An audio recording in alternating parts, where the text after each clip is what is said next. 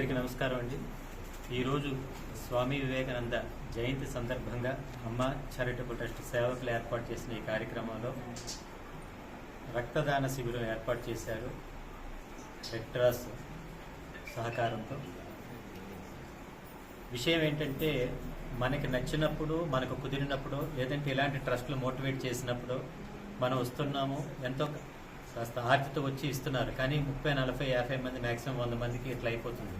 కానీ భారతదేశంలో nearly subject ఇది కరెక్షన్ 2 కోట్ల యూనిట్స్ ఇంకా డెఫిసిట్లోనే ఉన్నాం మనం. బ్లడ్ డాక్టర్స్ కూడా చెప్తున్నారు. అమ్మ పక్కన డాక్టర్ గారు, వాళ్ళ గైనకాలజిస్టు, ఓపెన్ హాస్పిటల్ చక్కగా రికవర్ అవుతుంది, ఫ్రెష్ బ్లడ్ వస్తుంది. దానికి మేము చెప్పడం కంటే డాక్టర్ ద్వారా మీరు వివరాలు తెలుసుకొని పెద్ద పెద్ద కార్యక్రమాలు జరిగినప్పుడు చెప్పడానికి బాగుండదు. కానీ ఇప్పుడు మా అభిషేకం చేస్తే ఒక 30-40 వేల మంది వస్తారు.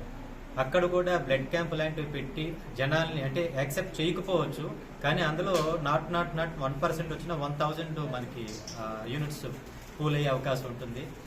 వీలైన వరకు మనకి ఈజీగా మళ్ళీ ప్రొక్యూర్ అయ్యేదే కాబట్టి రక్తదానం చేయడం వల్ల మీరు అనొచ్చు, ఒక మనిషి ఒకసారి రక్తం ఇస్తే ప్రాణదానం చేసినట్లు ఇట్లా అని ప్రతిఫలం ఆశించడం ఎందుకండి. మన దగ్గర అదనంగా ఉంది, కావలసినంత ఉంది, ఎంత ఇచ్చినా మళ్ళీ వస్తూనే ఉంది. అలాంటప్పుడు అది ఇవ్వడం ఒక విధంగా చెప్పాలంటే అది బాధ్యత కదా మనకి. ఇందులో సేవ లేదు, డొనేషన్ లేదు, ఏదో చేస్తున్నామా అని అనుకోవడానికి అంతకంటే లేదు. కనుక అవకాశం ఉన్న వరకు ప్రతి ఒక్కరు కూడా రక్తదానం చేయడానికి, అంటే ఆరోగ్యం బాగుండి డాక్టర్ గారి సలహాల మేరకు ముందుకొస్తే బాగుంటుంది. అందులో భాగంగానే ఈరోజు కార్యక్రమం నిర్వహించారు సేవకులు. దాన్ని కండక్ట్ చేయడానికి, ఆశీర్వదించడానికి మన చందు సాంబశివరావు గారు, అమ్మ గైనకాలజిస్ట్ డాక్టర్ గారు సుల్తానా గారు, అలానే మాగంటి సుధాకర్ గారు, ఇంకా రెడ్ క్రాస్ రాజు గారు వచ్చి వెళ్ళారు. వారు ఇలా చాలామంది సేవకులు కూడా పాల్గొన్నారు. దయచేసి రిక్వెస్ట్ ఏంటంటే, ఈ బయటకు వచ్చిందనుకోండి, బాబా బాగా మాట్లాడారు, నేను మాట్లాడితే ఎదురు వాళ్ళకి రక్తం రాదు. ఈ మాటలకు మీరు స్పందించినా రక్తం రాదు, ఆచరిస్తే రక్తం వస్తుంది జనాలకి. దయచేసి ప్రతిదీ కూడా ఆచరణపూర్వకంగా చేస్తారని ఆశిస్తున్నాను. జై హింద్.